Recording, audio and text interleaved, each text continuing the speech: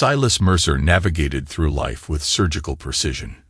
At 42, he built an intelligence security firm from nothing, married into the wealthy Radcliffe family, and to all appearances was living the American dream. The sprawling Connecticut estate, 2 teenagers who excelled in academics, and his position as the security advisor to his father-in-law's banking empire. Everything seemed perfect. But Silas kept a part of himself locked away. Before becoming Silas Mercer, respectable businessman, he'd been something else entirely. A government operative whose skills went far beyond standard intelligence gathering. Skills he'd buried for 15 years when he met Veronica. That April morning, Silas stood in his home office, overlooking the estate gardens, watching his wife of 17 years on her phone, pacing with unusual intensity. As chief of security for Radcliffe Financial, his reports often contained explosive information about potential threats to the company. Today's report would be different. It would detonate his entire life. "You've been quiet all week," Veronica said that evening. Her honey blonde hair cascaded over shoulders, bare except for the thin straps of a designer dress he didn't recognize. "Is everything all right with the Phillips security assessment?" Silas studied her carefully. Veronica Radcliffe Mercer, 39, daughter of banking magnate Theodore Radcliffe, had always been poised and confident. Their marriage had begun as genuine love, or so he believed, before evolving into something more complicated. "Phillips isn't the issue," Silas replied, swirling his whiskey. "I'm more concerned about inconsistencies I've found in our personal accounts." A barely perceptible tightening around her eyes. "What inconsistencies?" "Large transfers, unusual patterns, nothing concrete yet." He lied smoothly. "Theo needs that report tomorrow," she deflected. "He's been under immense pressure with the Monroe merger." Silas nodded. "I'm aware. The report will be ready." The teenagers, Parker, 17, and Faye, 15, burst into the kitchen with their usual chaotic energy. Neither looked particularly like Silas, but he'd never questioned it. Until now. "Mom, can I take the BMW tonight? Blake's having people over," Parker asked, his dark eyes, so unlike Silas's blue ones, avoiding his stepfather's gaze. "Ask Silas," Veronica replied, suddenly intent on her phone. Parker turned reluctantly. "Can I, Silas? I'll be careful. Keys are in my office. On one condition, you pick up Faye from her dance class at 9. "But that's right in the middle off," Parker began. "Those are the terms," Silas cut him off, his tone brooking no argument. After the kids left, Veronica's phone buzzed. She glanced at it, then stood abruptly. "I need to meet Lydia for drinks. She's having another crisis with Boyd." Another lie. Lydia Boyd's marriage was rock solid. Silas had verified this personally over the past month of surveillance. "Don't wait up," she added, kissing his cheek with practiced affection. After she left, Silas opened his laptop and reviewed the intelligence he'd gathered. GPS tracking showed Veronica's frequent visits to a downtown penthouse registered to Dominic Walsh, Theodore's smoothly ruthless legal counsel. Phone records revealed thousands of texts, and most damning, paternity tests he'd secretly conducted showed neither Parker nor Faye carried his DNA. The pieces had fallen into place over the last 3 months, ever since he'd intercepted an email never meant for his eyes. Now he knew everything. How his life had been constructed as a convenient fiction, how his position at Radcliffe Financial had been exploited, and how tomorrow's security report would trigger the trap they'd set for him. Silas closed the laptop, his expression unreadable. He'd been betrayed before in his former life. Those who had crossed him then had learned a terrible lesson. Now history would repeat itself, but this time on a much grander scale. He accessed a secure email account he used for 15 years and sent a simple message. "Phoenix requires activation. Timeline immediate." Within minutes, the reply came. "Phoenix protocol initiated. Assets standing by." The morning brought a chill that had nothing to do with the weather. Silas sat in his home gym at 5 a.m., methodically working through his training routine, a regimen far more intense than any normal security consultant would maintain.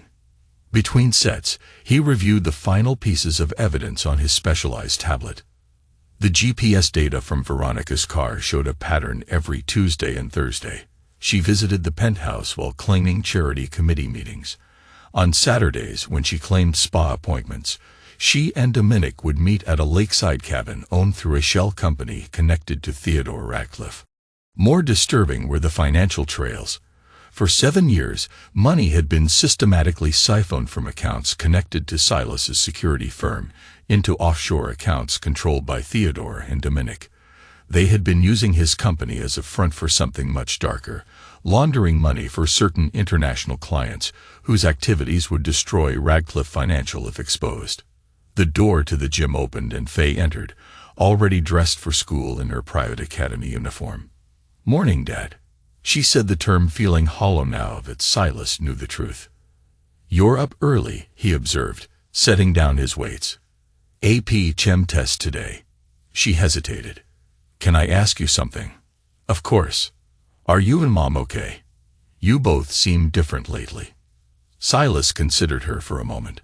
Despite the betrayal, he couldn't help feeling a complex mixture of emotions toward the children he'd raised. "Why do you ask?" "I overheard Grandpa Theo talking to Mom yesterday.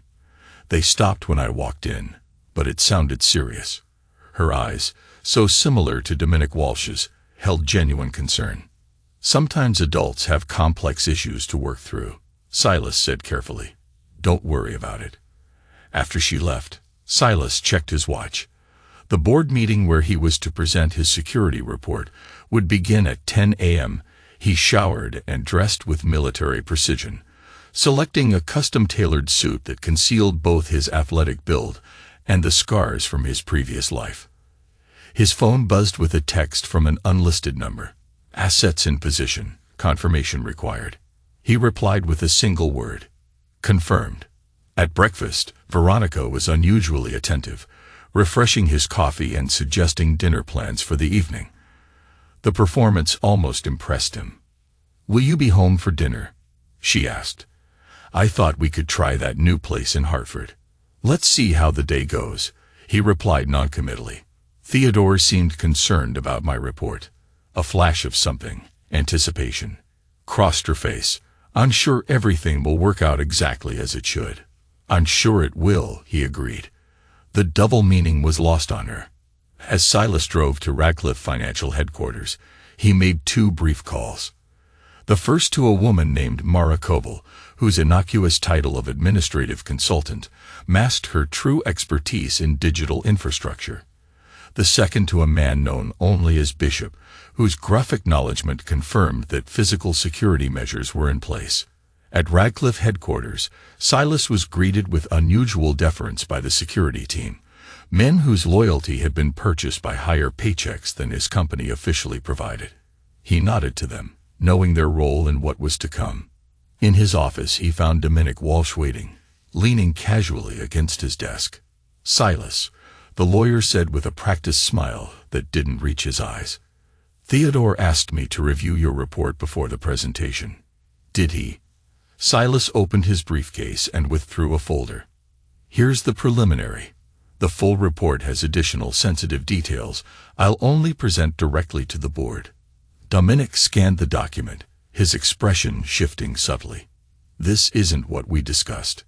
"Isn't it?" Silas maintained a neutral expression. "The Monroe situation. You were supposed to emphasize the external threats, not the internal vulnerabilities." Dominic's voice held an edge of warning. "I go where the evidence leads me, Dominic. That's what Theodore pays me for." The lawyer's charm evaporated. "This could destabilize relationships we've spent years cultivating." "Indeed," Silas agreed. "Relationships are fragile things." As Dominic left, visibly unsettled, Silas received another text. "Secondary targets under surveillance. Extraction team ready." He replied, "Proceed as planned. No deviations." At 9:58 a.m., Silas gathered his materials and headed toward the boardroom. passing Veronica, who was supposedly visiting for a charity meeting. Their eyes met, and she gave him an encouraging smile that turned his stomach. "Knock him dead, darling," she said. "Someone certainly will," he replied quietly. The Radcliffe Financial boardroom exuded old money and power. Handcrafted mahogany table, leather chairs, and floor-to-ceiling windows overlooking the Hartford skyline. 8 board members waited, with Theodore Radcliffe at the head, his silver hair and tailored suit projecting the authority that had built his banking empire. Dominic Walsh sat at Theodore's right hand, whispering something urgent as Silas arranged his presentation materials. Veronica had slipped in quietly, taking a seat near the back, unusual for a security briefing. "Gentlemen and Ms. Chambers," Theodore began, nodding to the lone female board member, "Silas has prepared an assessment of our current security vulnerabilities. Silas, the floor is yours." Silas stood, buttoning his jacket. "Thank you, Mr. Radcliffe. Today's report differs somewhat from my usual assessments." He distributed sealed folders to each board member. "Please don't open these until instructed." Dominic shifted uncomfortably. "Perhaps we should skip directly to the Monroe situation." "We'll get there," Silas assured him coldly. "First, I need to address a more immediate security breach." He activated the presentation screen, showing a complex financial diagram. For the past 7 years, Radcliffe Financial has been exposed to significant internal threats that compromise not just the company's integrity, but potentially its very existence. Theodore's expression hardened. "What exactly are you implying?" "Not implying. Stating." Silas advanced to the next slide, showing transaction records. "These are transfers from shell companies established under my security firm's umbrella without my knowledge, moving funds for clients whose identities would horrify this board and trigger immediate federal investigation." The boardroom erupted in confused murmurs. Dominic stood. "This is preposterous." "Please open your folders," Silas continued calmly.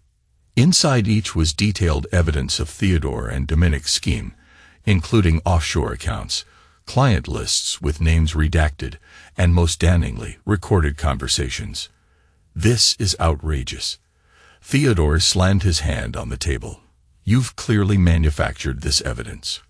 "Have I?" Silas pressed a button on his phone, and audio filled the room.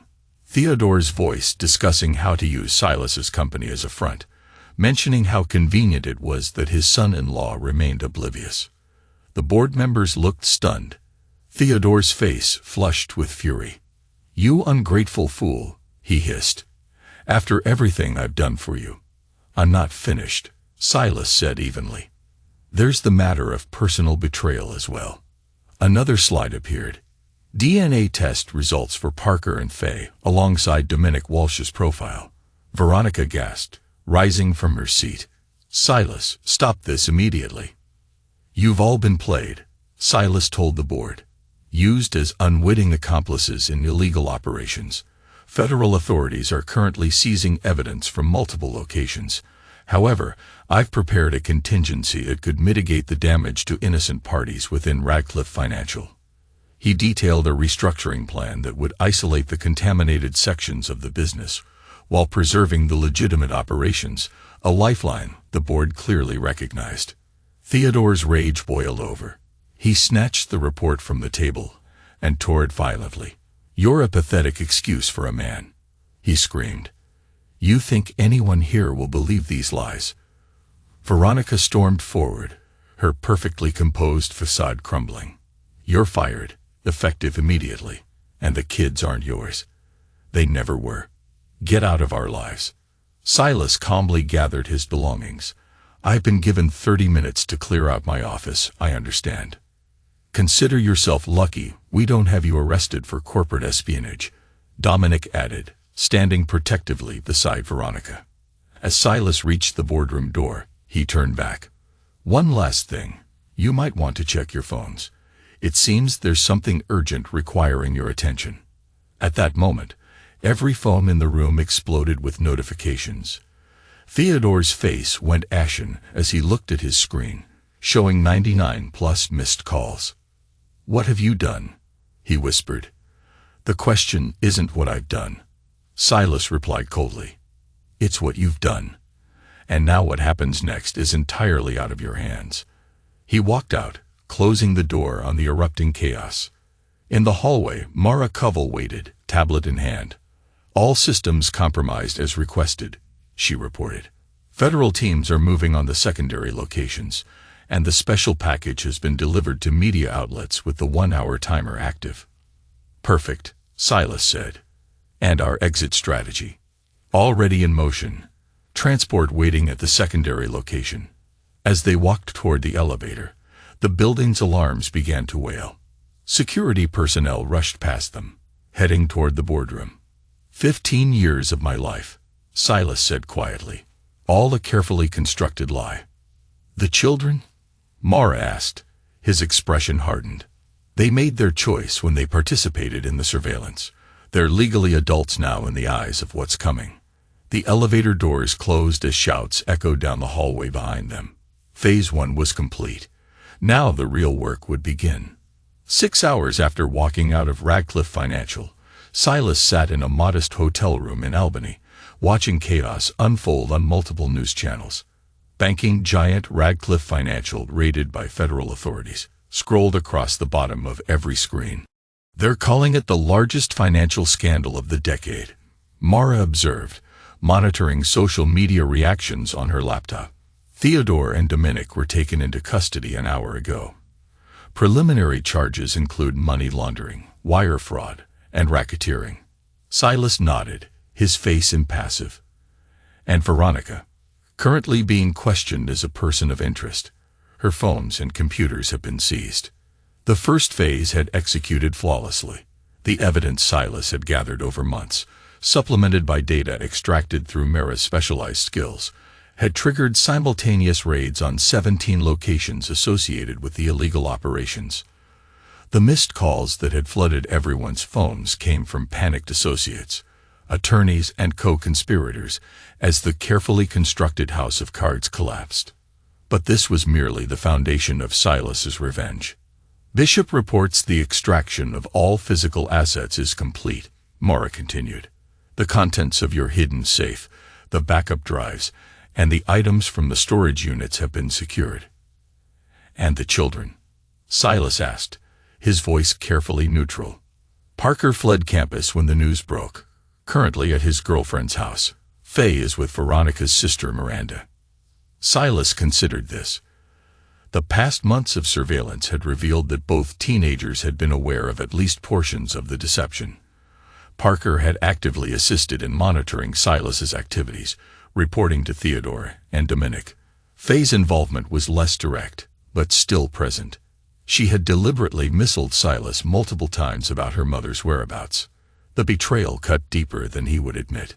His phone vibrated with a message from an unknown number. "Phoenix assets deployed to secondary targets. Awaiting authorization for Phase 2. Silas typed his response. "Initiate at midnight. No exceptions." "You should rest," Mara suggested. "Tomorrow will require clarity." "I've operated on less sleep in worse conditions," he replied. But he did recline on the bed, staring at the ceiling. 15 years, Mara. I let myself become weak." She gave him a knowing look. "You became human. There's a difference. Not in our world. The old world, perhaps. But now you're building something new from the ashes." Silas closed his eyes, allowing memories to surface. Memories of his life before Veronica, before the false security of family. He had been Phoenix then, a government operative specializing in dismantling organizations from within. His skills had made him valuable to agencies that didn't officially exist, handling situations that couldn't be acknowledged. When he'd met Veronica at a cybersecurity conference, he'd already been in transition, creating a legitimate life. Their connection had seemed genuine. Her father's offer to bring his expertise to Radcliffe Financial had appeared to be recognition of his legitimate talents. All lies. He discovered the truth by accident 3 months ago. An encrypted email mistakenly routed to his server detailed how Theodore planned to frame him for the illegal operations if authorities ever got close. 17 years of marriage, built on a foundation of exploitation and lies. The television continued to broadcast images of Radcliffe executives being escorted from buildings in handcuffs. One anchor speculated on the source of the evidence, noting its comprehensive and damning nature. "They're calling you a whistleblower," Mara noted with irony. "Let them believe whatever narrative serves our purposes," Silas replied. "It provides useful cover."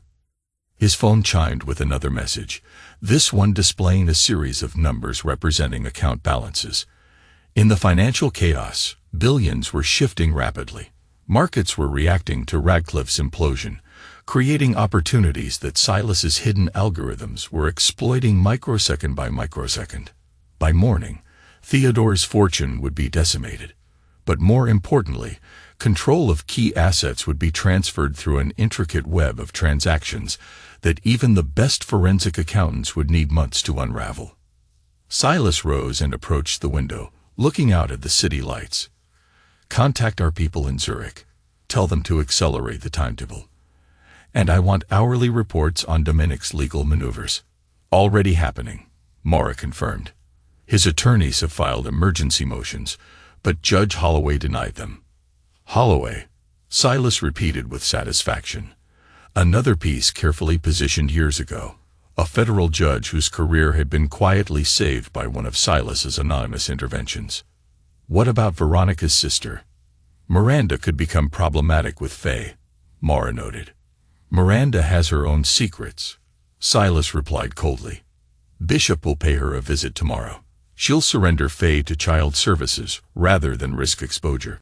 The night deepened as they continued preparations. At precisely midnight, Silas received confirmation that Phase 2 had begun.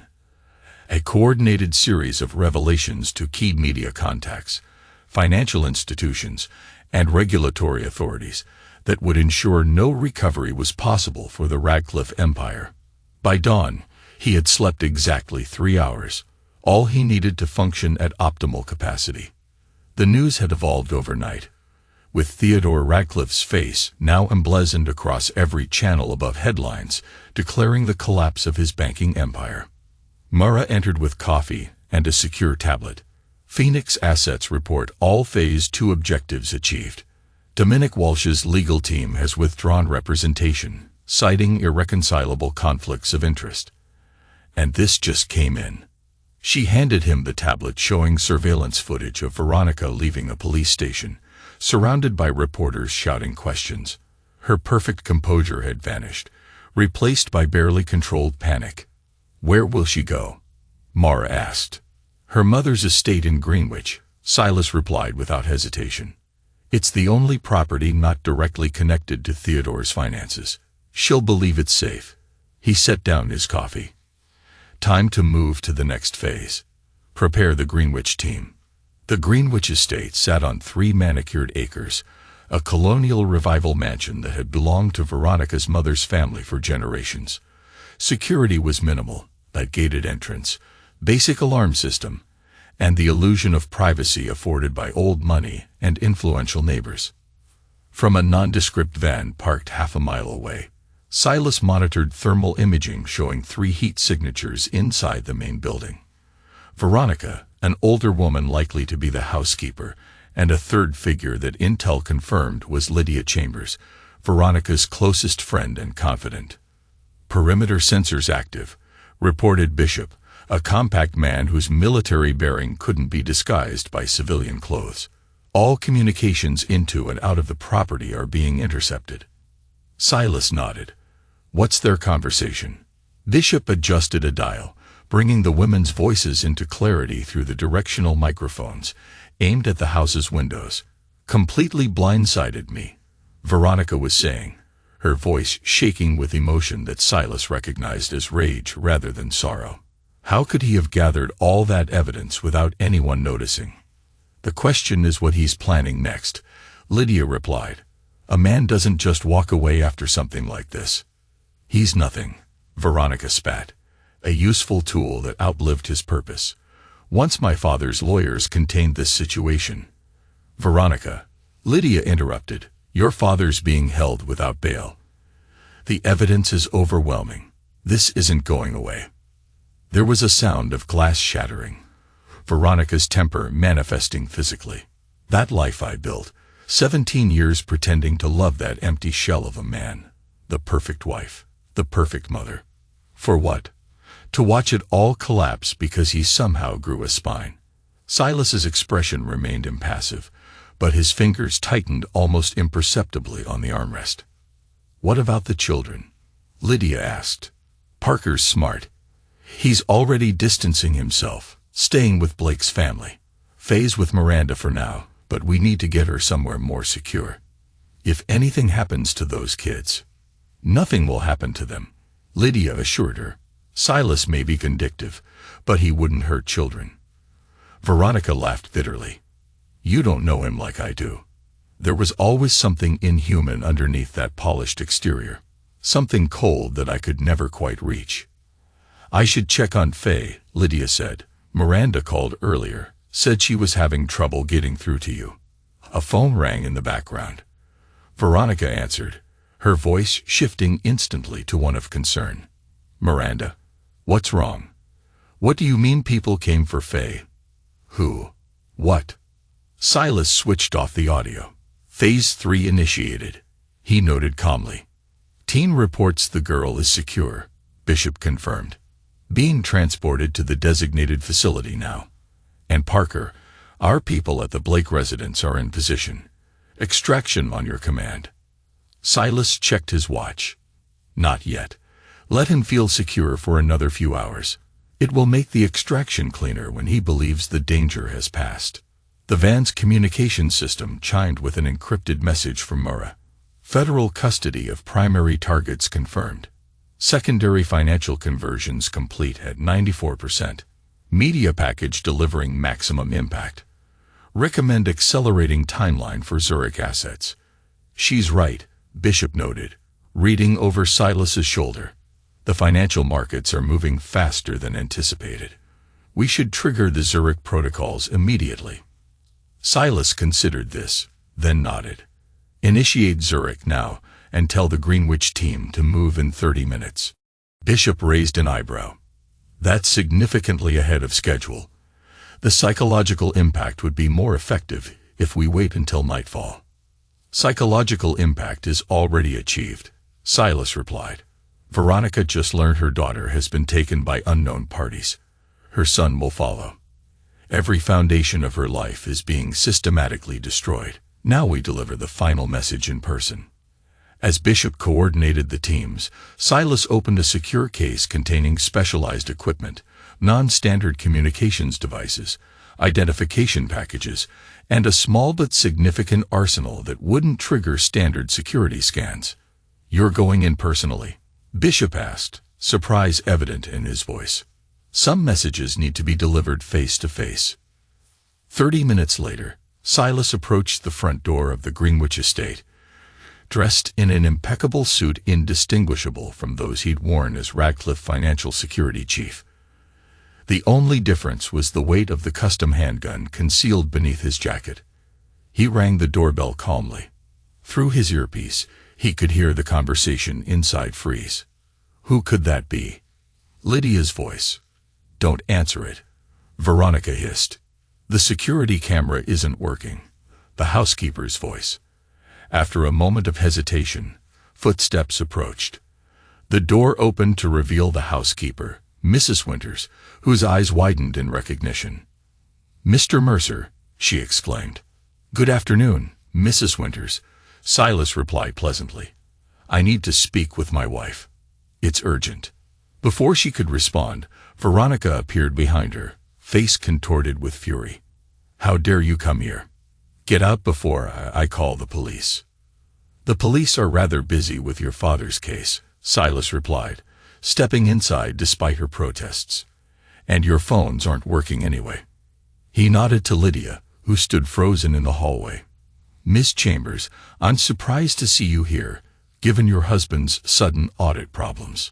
The color drained from Lydia's face. What do you mean? The IRS seems very interested in certain offshore accounts connected to your family trust. Curious timing. Veronica stepped forward, trembling with rage. You're a monster. Where is my daughter? What have you done with Faye? Where is my daughter, you mean? Silas corrected her. The one I raised for 15 years, believing she was mine. She was never yours. Veronica spat. Neither of them were. You were just a convenient father figure while you built your little empire on my back, Silas finished. Using my company, my expertise, and my blind spot. The family I thought was real. The calculated calmness of his response seemed to unnerve Veronica more than any show of anger would have. She took an unconscious step backward. What do you want? I came to deliver a message, Silas replied. Everything you and your father and Dominic built is gone. The offshore accounts, the shell companies, the hidden assets, all seized or redirected.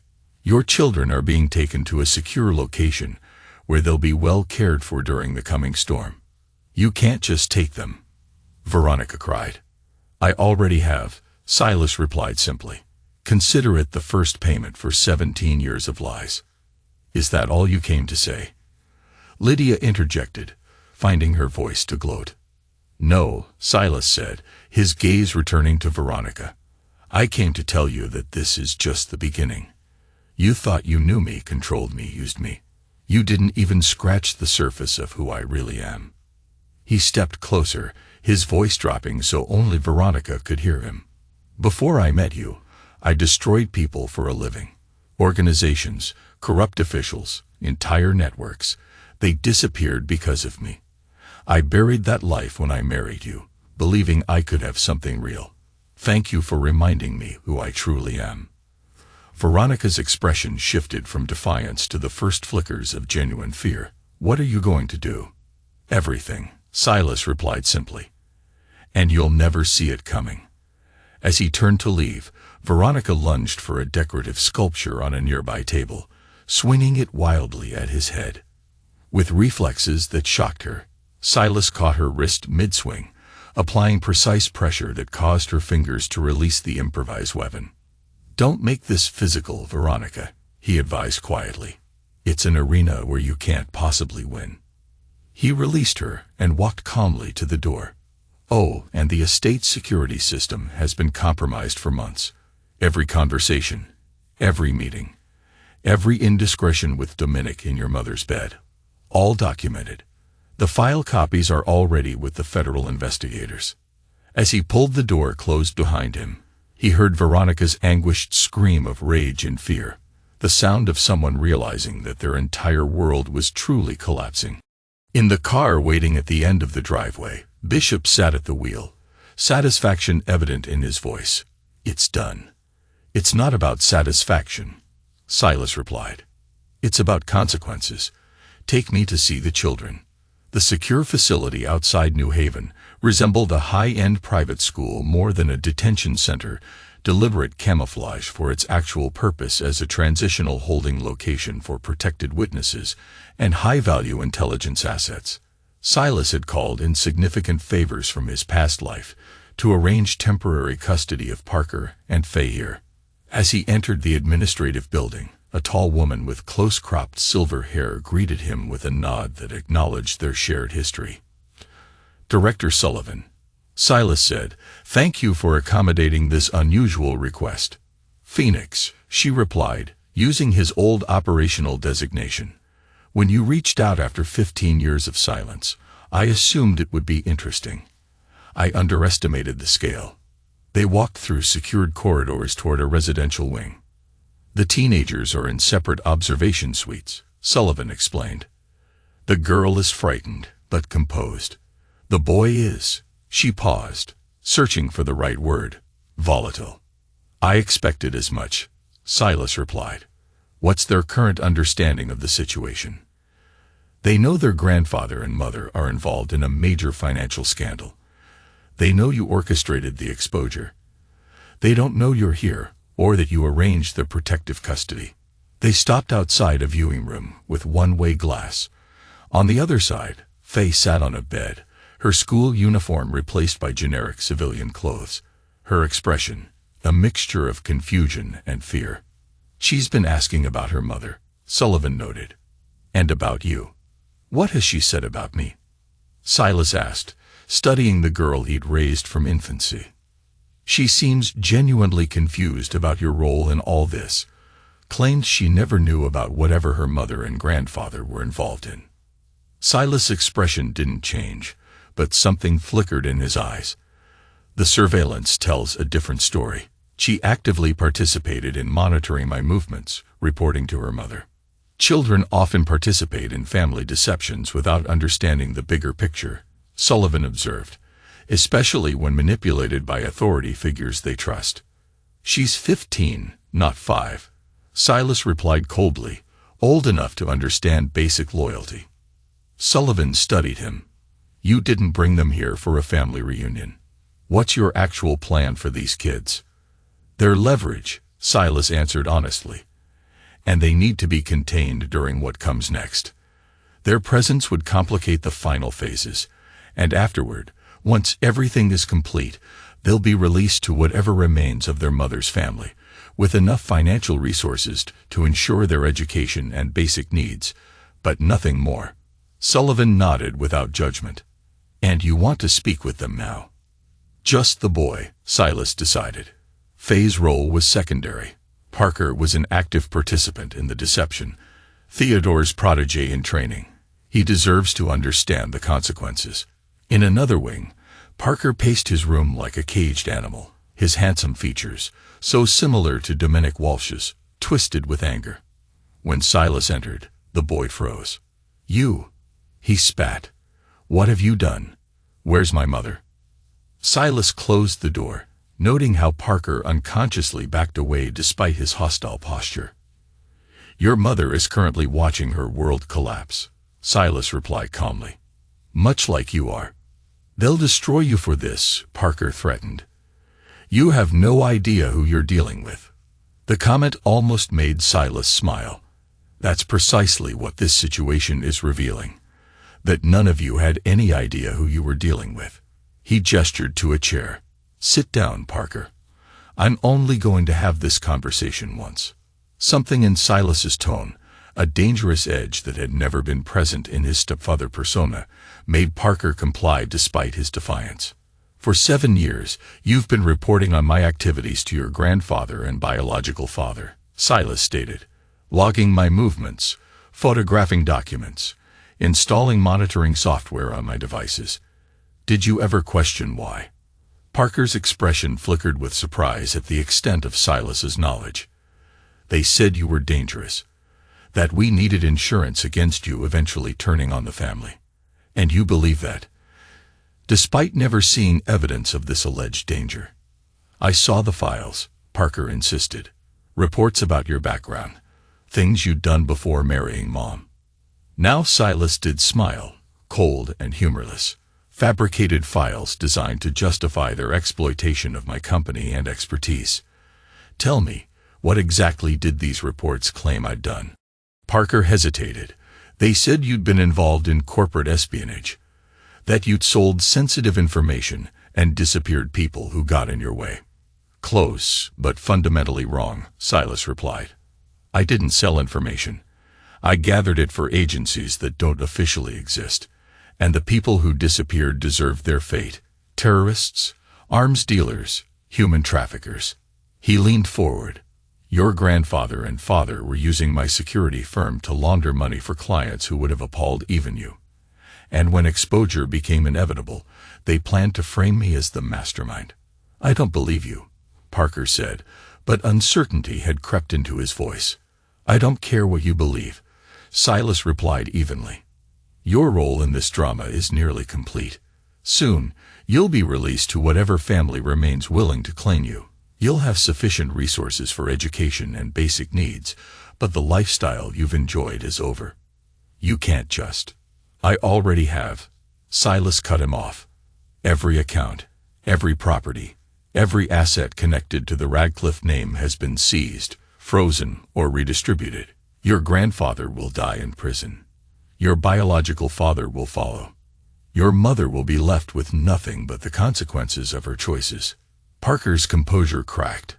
Why are you telling me this? Just to be cruel? No, Silas said quietly, his gaze unwavering. "But so you understand the meaning of consequences. Choices have weight, Parker. And yours have brought you here." "No," Silas said, standing. "I'm telling you because you should understand that actions have consequences. For 17 years, I gave you everything a father could give. And you betrayed that without a second thought because it was convenient. You weren't my real father," Parker said bitterly. "No," Silas agreed. "And that's the only reason you're sitting here safely instead of experiencing the full measure of what happens to those who betray me." He moved to the door, then paused. "One last thing. The trust fund Theodore established for you and Faye. I've redirected it to fund rehabilitation programs for the victims of your grandfather's financial schemes. Consider it your first and only contribution to making amends." As he left, Parker called after him, "She never loved you. Not for a single day." Silas didn't bother responding. It no longer mattered.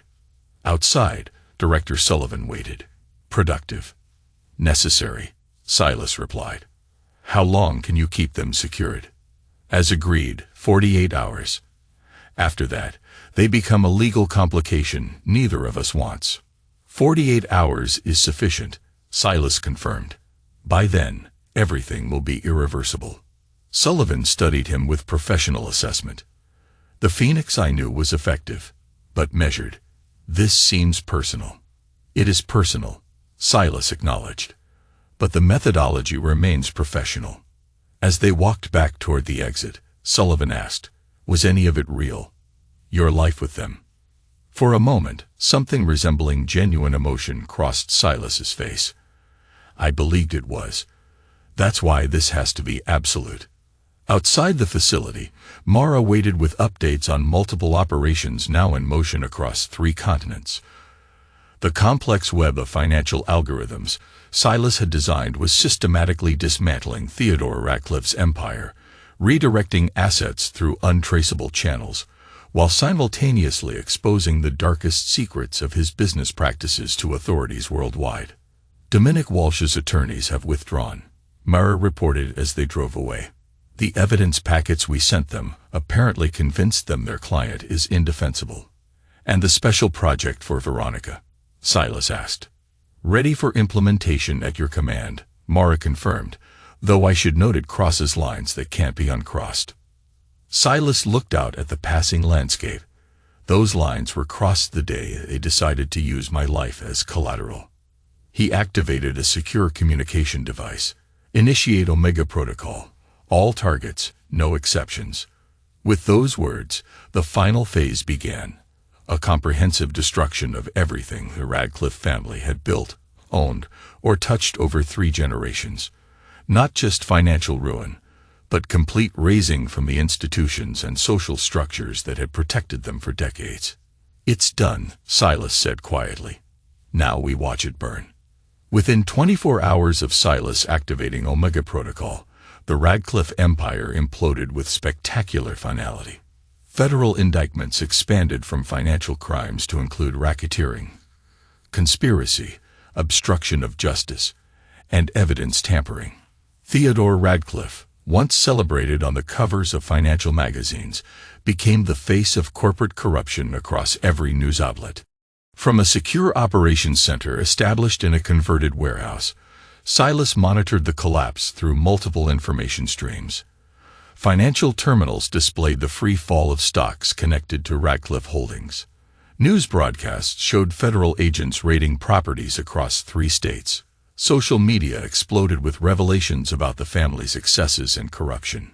"Dominic Walsh has agreed to testify against Theodore," Mara reported, scanning real-time updates from court filings, offering evidence in exchange for consideration in sentencing. "Predictable," Silas noted. "Status on Veronica. Left the Greenwich estate 3 hours ago, currently at the Benedict Hotel under an assumed name. She's made 17 attempts to contact various associates, all rejected. Financial access is completely severed. Her last 3 credit cards were declined." On a monitor, surveillance footage showed Veronica in the hotel lobby, her designer clothes now rumpled. Her composure was cracking as a receptionist explained that her card had been declined. The woman who had navigated high society with effortless grace was visibly unraveling.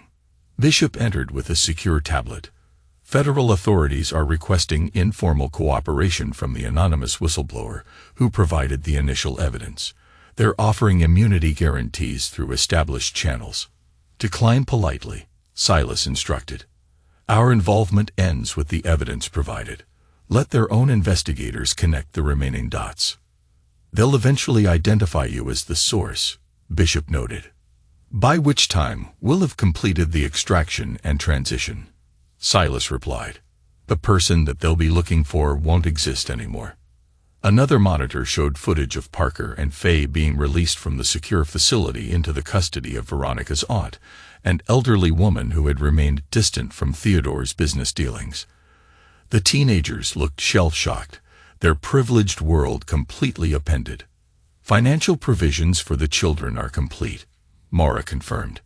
Trust established through neutral third parties, accessible for educational expenses and basic needs. Contingency monitors in place to prevent interference. Silas nodded without comment, his attention shifting to another screen showing the interior of an opulent penthouse being systematically dismantled by federal agents. Dominic Walsh's primary residence, where Veronica had spent countless afternoons when supposedly attending charity events. The special package for Veronica, he asked. Delivered to her hotel room. As instructed, Bishop confirmed. Surveillance active. One of the monitors switched to a hotel room view. Veronica entered, throwing her purse onto the bed in frustration. She noticed a package on the desk, a simple box with no markings. After a moment's hesitation, she opened it. Inside was a single USB drive and a handwritten note. The cameras couldn't capture the note's contents, but Silas knew what it said. The truth, in your own words. Veronica stared at the items, then plugged the drive into her laptop.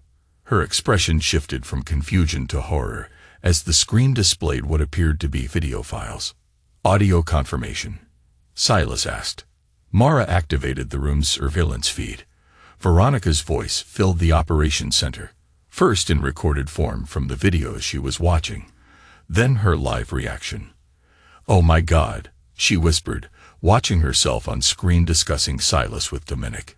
He's so pathetically devoted. It makes manipulating him almost too easy. Another clip played. Veronica with Theodore. How much longer do we need to maintain this charade? I'm tired of playing the perfect wife to that empty shell. And most damning, Veronica instructing teenage Parker. Your stepfather can never know about your real father. Watch him carefully. Report anything unusual. We need to ensure our insurance policy remains viable. The videos continued. Years of private conversations, secret meetings, intimate moments with Dominic. All meticulously recorded through the very security systems Silas had installed to protect the family. Veronica slammed the laptop closed, trembling with rage and fear. Silas, she screamed at the empty room, somehow knowing he was watching. You coward. She grabbed her phone, dialing frantically. After several attempts, someone finally answered. Lydia, thank goodness, I need help. Silas has recordings. Everything. He's been observing us for years. She paused, listening to the response, her expression crumbling. What do you mean you can't help? Lydia, please. Hello. Hello. The call had ended. Veronica tried another number, then another, each attempt more desperate than the last. No one was answering. In the operations center, Silas watched impassively. Status on the Zurich transfer. Complete. Mara confirmed. Assets secured and distributed according to protocol. The foundation accounts are active and anonymized. This represented the final conversion of resources Silas had quietly extracted from the Radcliffe empire, not for personal gain, but redirected to fund an organization that would continue long after his disappearance, a foundation dedicated to exposing and dismantling operations similar to Theodore's, protecting those exploited by the powerful. Theodore's legal team has requested an emergency hearing, Bishop noted, claiming evidence tampering and procedural violations. They won't find any, Silas replied confidently. Every piece of evidence was obtained legally through systems I had legitimate access to as chief security officer. Their own recklessness created the vulnerability. On the monitor, Veronica had moved from desperate calls to frantic packing, stuffing clothes into a suitcase while continuously glancing at the door as if expecting it to burst open at any moment. She's planning to run, Mara observed. With what resources? Silas asked rhetorically. Every account is frozen. Every contact has abandoned her. Even her passport has been flagged in the system. Not necessarily for legal reasons, Bishop noted with professional admiration. The thoroughness of this operation exceeds anything we did in our government days. Because this time, it's personal, Silas replied, his voice devoid of emotion despite the words. A secure communication channel activated, displaying a message from Director Sullivan. Federal Task Force expanding investigation to Radcliffe Associates. Your window is closing. Recommend accelerating exit timeline. She's right, Mara said. We should initiate the final extraction now. Silas considered this, watching Veronica's increasing desperation on the monitor. Not yet. One last loose end to address. He activated a command sequence on his terminal. In the hotel room, Veronica's phone rang. She stared at it with suspicion, then tentatively answered. Hello. Hello, Veronica. Silas's voice, calm and measured. You monster, she hissed. You've destroyed everything. No, Veronica. You destroyed everything the moment you decided to build your life on lies. What do you want? Haven't you taken enough? I wanted you to understand something, Silas replied evenly. This isn't just revenge, it's justice. For 17 years of exploitation, for using me as a front for criminal operations, for lying about the children. The children, she gasped. Where are they? What have you done with them? They're safe with your Aunt Eleanor, with sufficient resources for their basic needs, but nothing more. The privilege and excess they've enjoyed is over. Veronica's voice turned pleading. Silas, please, whatever you think I've done, the children are innocent. Parker actively spied on me for years, Silas replied coldly. Faye deliberately misled me about your activities. They chose their side. They're just kids. They did what their mother and grandfather asked. Actions have consequences, Veronica. That's the final lesson in all of this. Her tone changed, desperation giving way to fury. You think this is over? That you've won? You have no idea what my father is capable of, even from prison. He has connections you can't begin to imagine. Had, Silas corrected. Past tense. Every connection has been severed, exposed, or neutralized. There's nothing left of the Radcliffe influence. Nothing left of the life you knew. I'll find you, she threatened. Wherever you go, whatever you become, I'll find you, and I'll make you pay for this.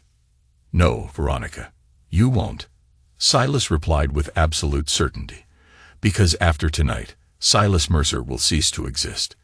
Just as your life as you knew it has ceased to exist. He ended the call and turned to his team.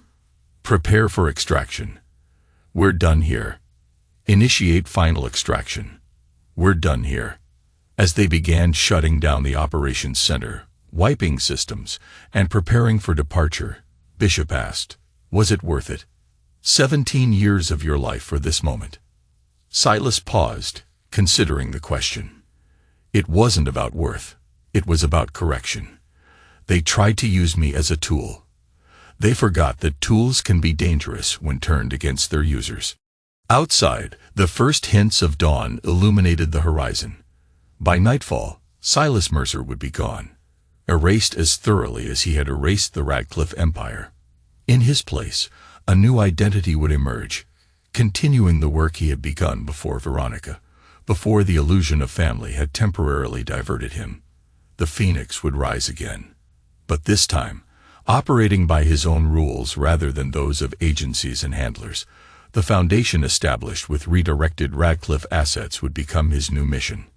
identifying and dismantling operations that exploited the vulnerable, that hid behind facades of respectability, while building empires on corruption.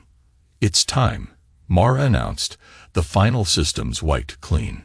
Silas took one last look at the monitor, showing Veronica, now slumped on the hotel room floor, the full weight of her new reality, finally sinking in. Then he turned away, closing that chapter with the same precision that had defined every aspect of his operation. The game was over, and he had won. 6 months after the destruction of the Radcliffe Empire, a man who no longer called himself Silas Mercer sat at a cafe in Zurich, reading news updates on a specialized tablet. Theodore Radcliffe had been sentenced to 32 years in federal prison after a trial that exposed decades of financial crimes.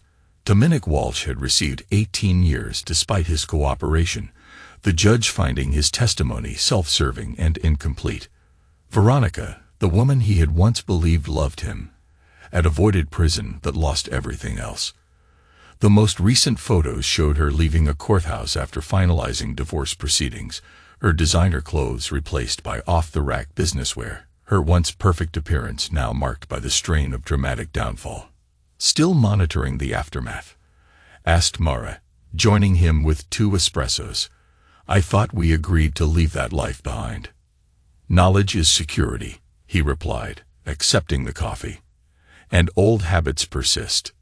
In the months since orchestrating the Radcliffe collapse, he had established a new identity. Gabriel Shaw, international security consultant, with specialized expertise in identifying financial vulnerabilities. This cover provided perfect legitimate access to the systems and information needed for his true purpose, directing the Phoenix Foundation's operations against targets similar to Theodore Radcliffe. "The Watson operation is ready to proceed," Mara noted, referring to their current project, a human trafficking network operating behind a legitimate shipping company. "Final authorization needed." "Approved," he replied. Full spectrum response. His phone vibrated with a secure message, a regular update on the monitoring of certain individuals from his previous life. Parker had dropped out of his prestigious university, now working entry-level positions, while struggling with the adjustment to normal life. Faye had adapted better, reportedly focusing on academics with new determination. "You still track them," Mara observed. "The children. Potential variables require monitoring," he replied neutrally. "Variables or vulnerabilities?" she pressed. Before he could respond, another secure alert appeared. This one was marked with highest priority. He opened it to find surveillance photographs of Veronica entering a building in Geneva, followed by interior footage showing her meeting with a man whose face triggered immediate recognition protocols. Alexander Kazan, he identified. Former FSB, now private contractor specializing in hostile extractions and targeted eliminations. "She's looking for you," Mara realized. Despite everything, she's still pursuing revenge. "As predicted," he replied calmly.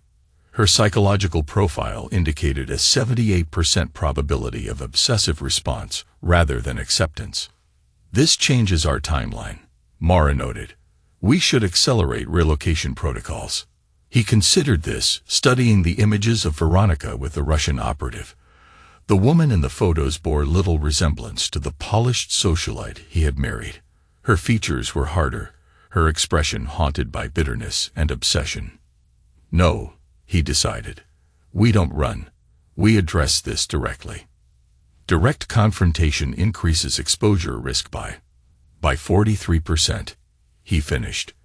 Acceptable parameters, given the alternative of perpetual evasion. He activated a secure communication channel. "Bishop, we have a situation requiring immediate response. Kazan protocol. Geneva location. Full containment." Within an hour, operatives connected to the Phoenix Foundation had established surveillance on both Veronica and Kazan. Reports flowed in detailing the Russians' movements, his contacts, the resources Veronica had somehow assembled to fund this vendetta. From a secure apartment overlooking Lake Geneva, he monitored the operation personally. The confrontation with Veronica's hired hunter would need to be definitive, not just neutralizing the immediate threat, but ending her pursuit permanently. Kazan is moving, Bishop reported via secure channel, heading toward the hotel district with specialized equipment. Interception point, recommended location is the parking structure on Rue du Mont Blanc. Minimal civilian exposure, multiple exit routes. Approved, he confirmed.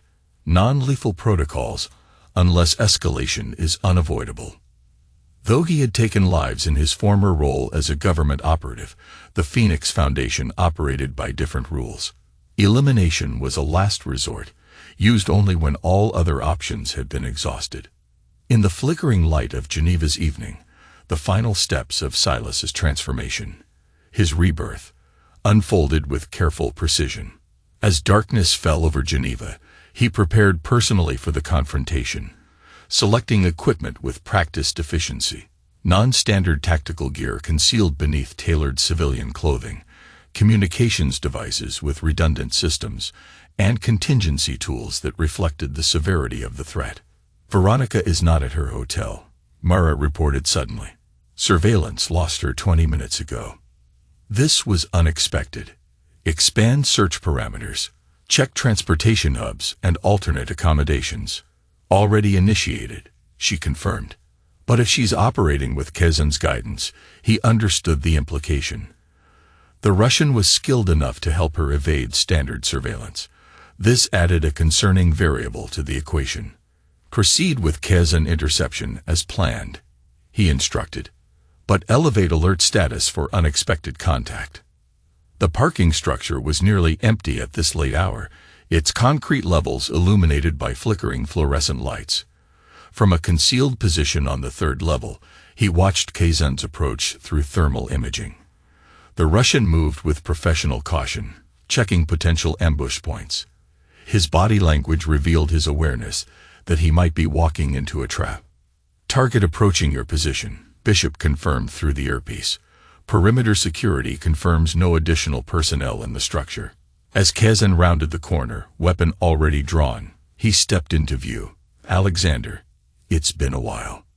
The Russian froze, recognition and shock crossing his features before professional composure reasserted itself. Phoenix, I heard rumors you had gone civilian. Evidently exaggerated, he replied evenly.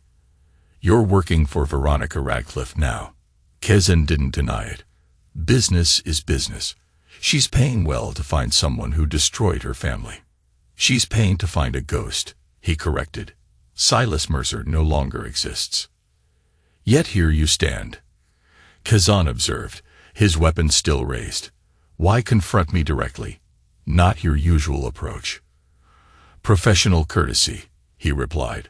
Walk away from this contract. Find other work. The Russian actually smiled. You know that's not how this functions. Once I accept a contract, you complete it or die trying. He finished an admirable, if impractical, code in this situation. Kazan's finger tightened slightly on the trigger. I've studied your methods, Phoenix. Your non-lethal preference. Your reluctance since going private. A preference isn't a limitation, he clarified, his posture unchanged despite the weapon aimed at him. Last chance, Alexander. Withdrawal. Instead of responding, Kazan fired. A move telegraphed microseconds before execution, allowing him to shift just enough that the bullet grazed his shoulder rather than striking center mass. His own response was immediate. A specialized projectile from a concealed weapon that deployed a localized electrical charge on impact. Kazan convulsed, his body temporarily overloaded by the neural disruption. Before the Russian could recover, he closed the distance, applying precise pressure to specific nerve clusters that ensured continued incapacitation. I warned you, he said calmly, securing Kazan's weapons. She'll find someone else. The Russian managed through gritted teeth. She's obsessed. I'm counting on it, he replied, injecting a specialized compound into Kazan's neck. Not lethal. The sedative would keep him unconscious while the accompanying compounds ensured short-term memory disruption. As he secured the unconscious operative, his earpiece activated with Mara's urgent voice. Perimeter breach. Veronica has entered the structure. Lower level, moving up. This was unexpected, he responded. Kazan should have been operating independently, with Veronica safely distant from operational activities. Understood, he replied. Maintain position. I'll handle this. Dragging Kazan's unconscious form behind a concrete pillar, he moved toward the ramp connecting the levels. Through surveillance cameras accessed via his tactical interface, he watched Veronica ascending cautiously, a small handgun clutched inexpertly in her trembling hands. She was alone, either overconfident in Kazan's abilities or too focused on revenge to consider her personal safety. The woman who had navigated high society with calculated precision now moved with desperate determination, her once perfect appearance replaced by utilitarian clothing and haunted eyes. He positioned himself at the top of the ramp, emerging into view as she reached the third level. "Hello, Veronica." She froze, gun raised wildly. "Silas," she gasped, her voice hoarse with emotion. "I found you." "Evidently," he acknowledged. Though following Kazan was uncharacteristically reckless, he's a professional killer, not a tour guide. "Where is he?" she demanded, glancing around.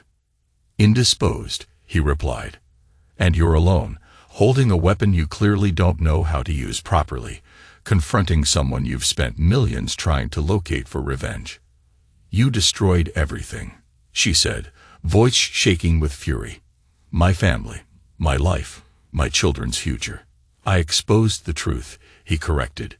"The destruction was built into the lies you chose to live by." She steadied the gun with visible effort. "I'm going to kill you. It won't bring anything back, but I'll have that at least." "You won't," he stated with absolute certainty, "not just because that Beretta's safety is still engaged, or because your stance telegraphs every intention seconds before you act, but because killing me wouldn't change anything." "You're wrong," she insisted, tears streaming down her face. "It would change everything." "How?" he asked simply. "Would Theodore be released from prison? Would Dominic's testimony be undone? Would the evidence of your family's crimes disappear? Would the children suddenly regain their privilege built on corruption?" The gun wavered in her grip. "They were just children. They didn't deserve to lose everything." "They haven't lost everything," he replied evenly. "They've lost the illusion of privilege, the false security of wealth built on exploitation. But they still have opportunities, resources for education, and basic needs, more than many have, and far more than they deserve after their active participation in the deception." Her expression crumbled, the gun lowering slightly. "You don't understand. You can't. You never loved us. Not really." "I believed I did," he replied, his voice softening almost imperceptibly. "But love isn't a tool to be used, a pawn in a game of manipulation. It's a choice, a commitment, something you never understood." She looked at him, tears mixing with the bitterness in her eyes. "And now, what do you choose?" He stepped closer, his voice steady and calm. "I choose to end this, to ensure that the truth remains exposed, that justice is served, and that the children have a chance to build lives untainted by the corruption of their past." She raised the gun again, but her hand trembled. "I can't let you do that. I won't."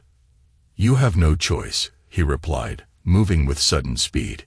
He disarmed her effortlessly, the gun clattering to the concrete floor. "It's over, Veronica. Accept it and move on, or continue this futile pursuit and face the consequences."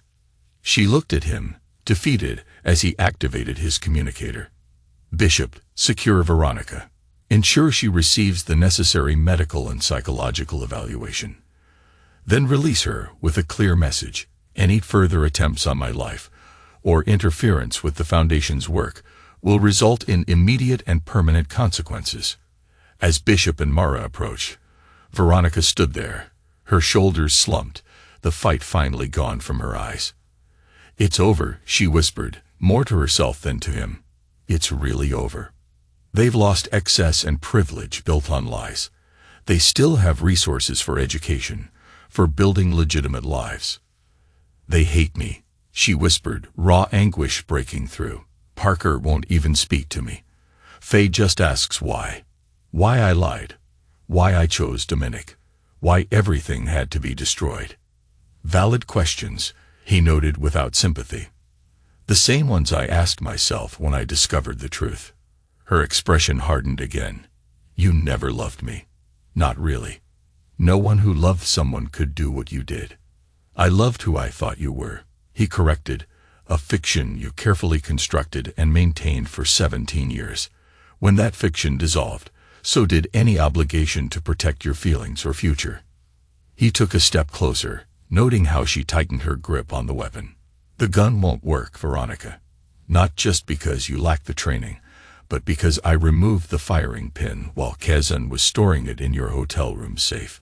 Her eyes widened in shock. You've been watching me all along. Of course, he confirmed. Just as I watched Theodore's operations for months before acting. Just as I'll continue monitoring you to ensure this obsession doesn't endanger others. She lowered the useless weapon, defeat finally overcoming rage. What happens now?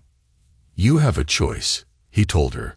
Continue this self-destructive pursuit, spending what little resources you have left chasing someone who no longer exists, or accept reality and focus on rebuilding some semblance of a life. What life? She asked bitterly. There's nothing left. There's truth, he replied simply, for perhaps the first time in your adult life. Build from that, if you're capable. He turned to leave, knowing the conversation was effectively over. Veronica's pursuit had been predictable, but ultimately futile, a last desperate attempt to regain some control over a situation that had irreversibly slipped from her grasp. This isn't over, she called after him, empty defiance in her voice.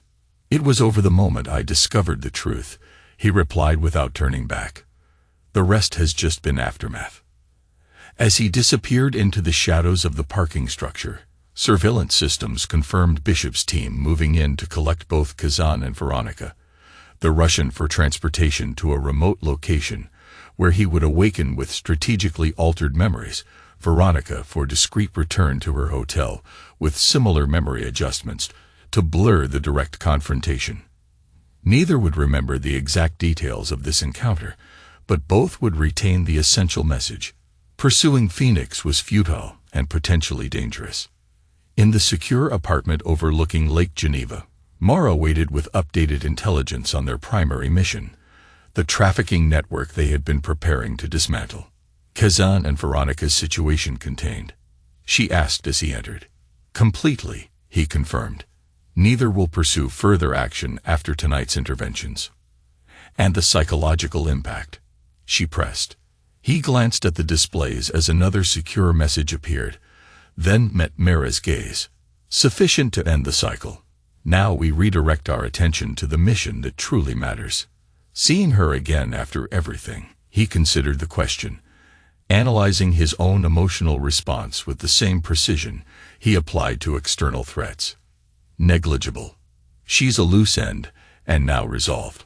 Nothing more. Mara accepted this with a nod, knowing better than to press further. The Foundation Board has authorized full-spectrum response against the Watson network. Operations can commence at your command. He reviewed the operational details with renewed focus, the confrontation with his past already categorized and filed away. The Phoenix had fully emerged from the ashes of Silas Mercer's life, stronger and more purposeful than before.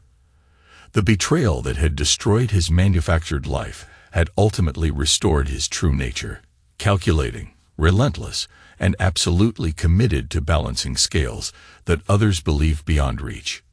Initiate primary sequence, he instructed. Full spectrum deployment. As systems activated and operatives moved into position against their next target, he allowed himself a rare moment of reflection. The revenge against the Radcliffes had been personal, but what came next was something more significant. A mission that would continue long after particular vendettas had faded into history. The Phoenix had risen again, and this time there would be no distractions from its purpose. 1 year to the day after exposing the Radcliffe Empire, Gabriel Shaw, formerly Silas Mercer, codenamed Phoenix, stood on the observation deck of Zurich's prime tower, watching the city lights illuminate as dusk settled. The Phoenix Foundation had established its covert headquarters here, operating behind multiple layers of legitimate businesses and security consultancies. Quarterly results exceed projections, Mara reported, joining him at the railing. 5 major operations dismantled. 18 high-value targets neutralized. Over 4,000 victims extracted and provided rehabilitation resources. Acceptable progress, he acknowledged. Status on the Montevideo situation. Bishop's team achieved full penetration of the network. Evidence packages delivered to 3 separate enforcement agencies. Coordinated raids scheduled for tomorrow morning. In the 12 months since leaving his old life behind, he had built something far more significant than the security consultancy that had once been his cover. The Phoenix Foundation now operated globally, identifying and systematically dismantling organizations similar to Theodore Radcliffe's. Predatory operations that exploited the vulnerable while hiding behind facades of legitimacy. The billions redirected from Radcliffe's hidden accounts funded an organization that could operate completely independent of governmental oversight or political interference. Their methods combined surgical precision with absolute commitment to exposure and justice. The monitoring reports on former Radcliffe associates arrived, Mara noted, offering the secure tablet. He reviewed the information with practiced efficiency. Theodore Radcliffe remained in federal prison, his health deteriorating rapidly under the strain of confinement.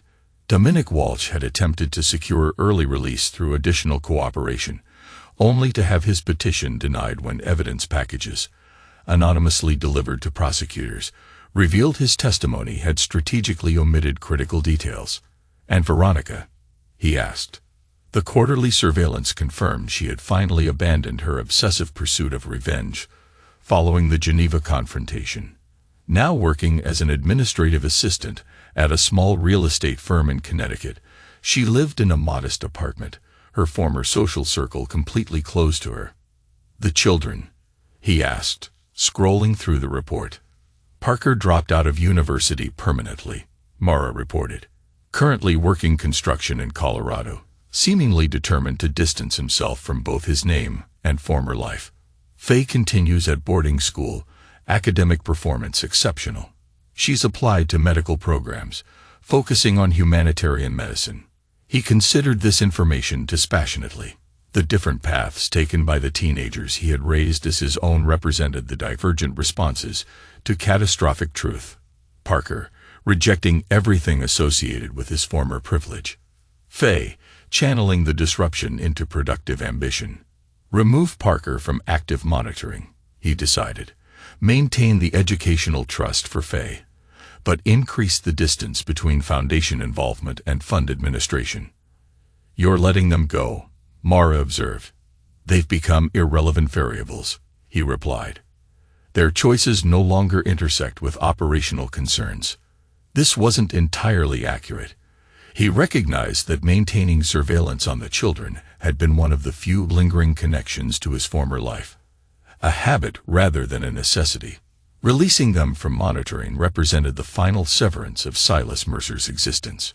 His secure phone vibrated with an alert from the Foundation's automated tracking system. A familiar name had appeared in a financial transaction flagged for unusual characteristics. Interesting, he noted, reviewing the details. Lydia Chambers has reactivated dormant accounts connected to Radcliffe Holdings. Lydia, Veronica's former friend and confidant, had largely escaped the initial collapse, distancing herself quickly enough to avoid significant financial damage. This sudden activity suggested something had changed. Worth investigating, Mara asked. Initiate preliminary surveillance, he directed. Digital footprint only until we determine relevance. As the automated systems began tracking Lydia's activities, another alert appeared. This one from physical security, monitoring Theodore Radcliffe's confinement. Medical emergency reported at Radcliffe's facility, Mara noted, accessing the detailed information. Apparent cardiac event. Critical condition. He absorbed this update without visible reaction. Theodore's death had been anticipated in their projections. The man was 72, with a history of cardiovascular issues exacerbated by the stress of imprisonment. Maintain surveillance on all associated parties, he instructed. Theodore's death will trigger response patterns among surviving network members. The sun had fully set now. Zurich's financial district transformed into a geometric pattern of illuminated windows and darkened spaces. From this height, the patterns resembled the complex network diagrams the Foundation used to map criminal organizations, each light a node in an interconnected system. "We've received confirmation on the Watson network extraction," Mara reported. "All targeted victims secured. Rehabilitation protocols initiated." This represented the completion of their most recent major operation, dismantling a human trafficking ring that had operated behind a legitimate shipping company, just as Theodore had hidden his criminal activities behind respectable banking operations. "Distribute the evidence packages to enforcement agencies tomorrow," he directed. "Ensure the financial tracking data reaches the specialized prosecutors in Hamburg." Mara nodded, making notes on her tablet. "There's one more item requiring your attention." She provided a separate secure device displaying surveillance photographs. Veronica entering a private medical facility in Manhattan, followed by images of her meeting with a distinguished-looking physician. "Oncology consultation," Mara explained. "Diagnosis confirmed through medical records. Advanced pancreatic cancer. Prognosis, terminal. Estimated 6 to 8 months without aggressive intervention." He studied the images without comment, analyzing the unexpected data point and its potential implications for established operational parameters.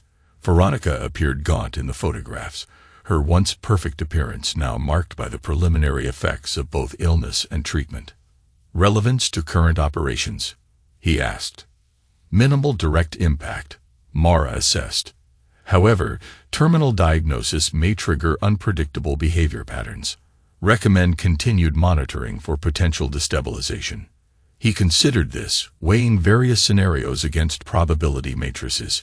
Increase surveillance resolution, but maintain distance. No direct intervention unless operational security is threatened. The clinical detachment of his response was precisely calibrated. Neither vindictive satisfaction nor residual compassion influenced operational decisions. The woman who had betrayed him was now simply another variable in an equation, her terminal illness a factor to be monitored rather than a source of either pleasure or regret. His secure channel activated with an urgent communication from Bishop. "Theodore Radcliffe confirmed deceased. Heart failure. Security protocols at detention facility indicate potential information breach during medical response." This development required immediate attention. "Direct Bishop to implement containment protocols," he instructed Mara. "Any information compromised during Theodore's medical emergency must be isolated and neutralized." As Mara relayed the instructions, he reviewed mental contingency scenarios developed months earlier for precisely this eventuality. Theodore's death had always carried the risk of exposing connections and information the old man had kept secure even during his downfall. "Update on Lydia Chambers," Mara reported. "Financial algorithms detect a pattern consistent with preparations for relocation. Significant assets being liquidated through non-standard channels."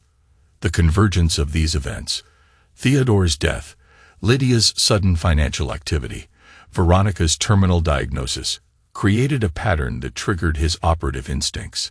Not coincidence, but correlation. "Full-spectrum monitoring on Chambers," he directed, "and prepare the Geneva containment team for potential activation." "You believe she's operating on Theodore's posthumous instructions," Mara observed. "Not a question, but an assessment." "Probably," he confirmed. Theodore would have established contingency protocols in the event of his death. Chambers was always the most insulated of his associates, positioned to survive the initial collapse. The implications were clear. Despite thorough and surgical dismantling of the Radcliffe empire, Theodore had maintained a final failsafe, a mechanism triggered by his death that could potentially threaten the new life and mission Gabriel had constructed. Over the next 72 hours, Foundation resources confirmed the suspected pattern. Lydia Chambers had accessed hidden accounts connected to Theodore's most closely guarded operations. She had established contact with 3 former Radcliffe associates previously believed neutralized. Most concerning of all, surveillance detected her meeting with a private intelligence contractor known for specializing in identity location. "They're looking for you again," Mara concluded as they reviewed the accumulated evidence in the Foundation's Secure Operations Center, using Theodore's death as the trigger for a contingency plan. "Expected," he noted, studying the complex data visualization displaying the emergent threat network. Theodore was always methodical. He would have prepared for his death, activating resources beyond our initial containment. The question wasn't whether to respond, but how completely. The Foundation's operational parameters emphasized proportional response and minimizing collateral impact. Yet this resurgent threat struck at the very core of the Foundation's security, his own continued anonymity. "Options?" he asked, though he had already calculated the most efficient approach. Standard containment would require individual neutralization of each activated asset, Mara analyzed. Time-consuming and creates potential for information leakage before completion. And non-standard options. She hesitated briefly. A comprehensive response targeting the central node would be more efficient, but exceeds normal operational guidelines. The central node, Lydia Chambers herself, was the linchpin of Theodore's posthumous contingency. Eliminating her would collapse the emergent threat network before it could fully activate. "Prepare both standard and comprehensive response packages," he directed. "Final decision pending additional intelligence." That intelligence arrived 12 hours later through one of the Foundation's deep-cover operatives embedded in Veronica's medical support team. During a pain medication-induced state of reduced inhibition, she had revealed critical information to her physician. Information immediately flagged by surveillance algorithms. Mara provided the transcript. She told her doctor that Theo left instructions with Lydia. "Find Silas, expose everything he's built, make him pay even after we're gone." The threat was no longer theoretical, but confirmed. Theodore's final act of vengeance, orchestrated from beyond the grave through Lydia Chambers, targeted not just Gabriel personally, but the Foundation itself, the mission he had built from the ashes of his former life. Implement comprehensive response, he decided. Full spectrum, no limitations. Within 24 hours, Foundation assets had mobilized globally. The operation proceeded with surgical precision. Lydia Chambers' sophisticated security was penetrated, her access to the activated Radcliffe resources severed, and the woman herself secured in a Foundation containment facility in the French Alps. Gabriel personally conducted the final interview.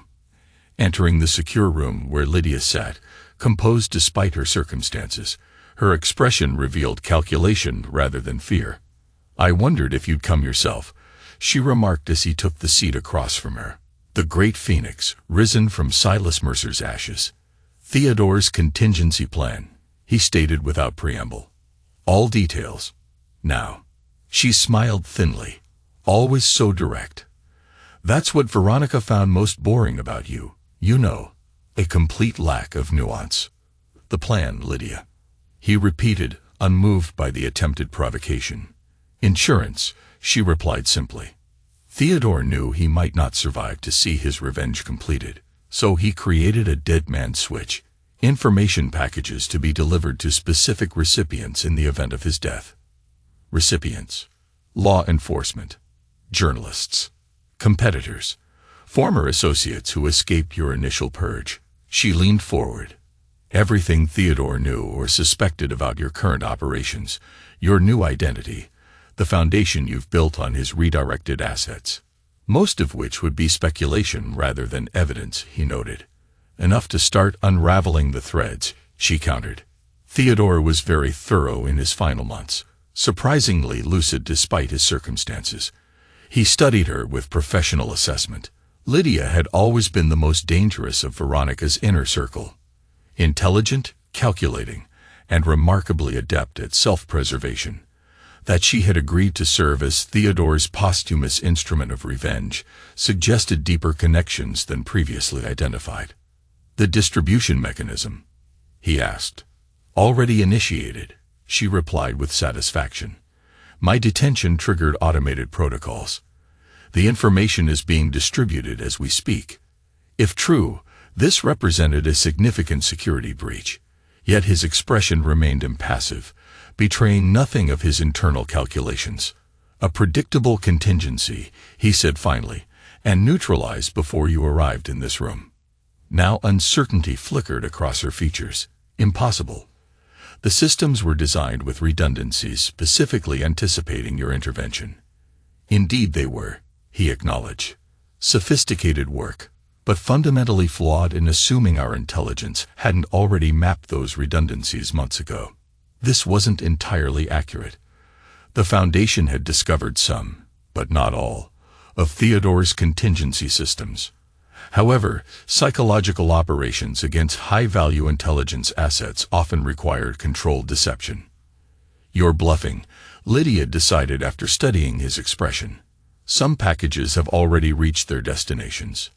Possible, he conceded, but irrelevant. Any recipient of Theodore's information packages has simultaneously received alternative documentation, establishing clear motivations for discrediting the Foundation's work. The narrative has been preemptively controlled. This was true. Foundation protocols for high-risk exposure scenarios included comprehensive countermeasure packages deployed to neutralize potential threats before they materialized. Theodore's posthumous revenge had been anticipated and prepared for long before his death. What happens to me now? Lydia asked, her composure finally showing cracks. I assume retirement isn't an option. You have choices, he replied. Cooperation with complete disclosure of all remaining Radcliffe assets and operations, followed by relocation with monitoring. Or resistance, followed by more permanent containment. Relocation where? A location where your particular skills can be constructively applied under Foundation supervision, he explained. Your intelligence is a resource that can be redirected rather than wasted. She considered this, the calculation visible in her expression. Veronica's dying, you know. The cancer is aggressive. Doctors give her months at most. I'm aware, he replied evenly. Does that satisfy you? She pressed, watching her die alone, stripped of everything, while you build your new empire. Her circumstances are a consequence of her choices, he stated, not a source of either satisfaction or regret. Lydia studied him with newfound assessment. You really have excised everything human, haven't you? The perfect phoenix burned away all weakness and sentiment. Not excised, he corrected, channeled. The Foundation's work has helped thousands escape exploitation, similar to what Theodore practiced. My personal history simply provides motivation for something larger. This represented perhaps the most significant evolution since his transformation from Silas Mercer to Gabriel Shaw, the redirection of personal betrayal into systematic justice on a global scale. The Foundation's operations against trafficking networks, financial exploitation schemes, and corruption had become his legacy rather than mere revenge. I'll cooperate, Lydia decided finally, not out of fear, but curiosity. I want to see what you're building that was worth destroying everything you had. A pragmatic choice, he acknowledged, standing to leave. Debriefing will begin immediately. As he exited the containment facility, Mara waited with updated intelligence from multiple operations now in progress across 3 continents. The Foundation continued its work uninterrupted, the Theodore contingency effectively contained. Veronica's condition has deteriorated, Mara noted as they prepared to depart. Medical assessment indicates accelerated timeline, weeks rather than months. He absorbed this information without visible reaction. Continue monitoring until confirmation of termination, then archive all Radcliffe-related surveillance. Case closed. The helicopter lifted off, carrying them back toward Zurich and Foundation headquarters. Below, the alpine landscape stretched magnificent and indifferent, much like the perspective Gabriel had cultivated since rising from the ashes of Silas Mercer's destroyed life. 3 weeks later, the final notification arrived. Veronica Radcliffe Mercer, deceased. The report included details of her final days, alone except for medical staff, her children having visited briefly but departing before the end. No funeral arrangements beyond basic cremation, no obituary beyond mandatory death records. The dynasty Theodore Radcliffe had built through exploitation and deception had ended not with dramatic justice, but quieter ruin, financial empire dismantled, family legacy destroyed, even his daughter's death passing without acknowledgement in the society she had once navigated as royalty. In his private office overlooking Zurich, Gabriel reviewed the report with clinical detachment, then authorized its transfer to permanent secure archives. The Radcliffe case was officially closed, the threat neutralized, the revenge complete beyond even his original design. Mara entered with updates on current operations, the Foundation's real work, continuing without interruption. The Jakarta extraction was successful. 32 victims secured, rehabilitation protocols initiated. Excellent, he acknowledged. And the financial tracking. Algorithms have identified the primary controllers. Bishop's team is preparing evidence packages for distribution to enforcement agencies. As they reviewed operational details, Gabriel's secure communication system activated with an alert from the Foundation's monitoring of global intelligence channels. A pattern had emerged involving coordinated investigations into corruption networks across multiple jurisdictions, investigations that paralleled the Foundation's own targets without directly intersecting their operations. Interesting, he noted, studying the pattern. Someone else is hunting similar prey, using different methodologies, but achieving aligned results. This represented potential competition, collaboration, or conflict variables to be assessed and incorporated into operational planning. The Foundation's work would continue, evolving to address new threats and opportunities in the global landscape of exploitation and justice. The Phoenix had risen from personal betrayal to something far more significant, a force for systematic correction of injustices beyond the reach of conventional authorities. The revenge that had begun with exposing Theodore Radcliffe's crimes had transformed into a mission that would continue long after the original betrayers had been reduced to archive entries. Gabriel Shaw closed the Radcliffe file permanently and turned his full attention to the Foundation's current operations. The past was settled. The future awaited. The Phoenix would continue to rise, again and again, for as long as necessary.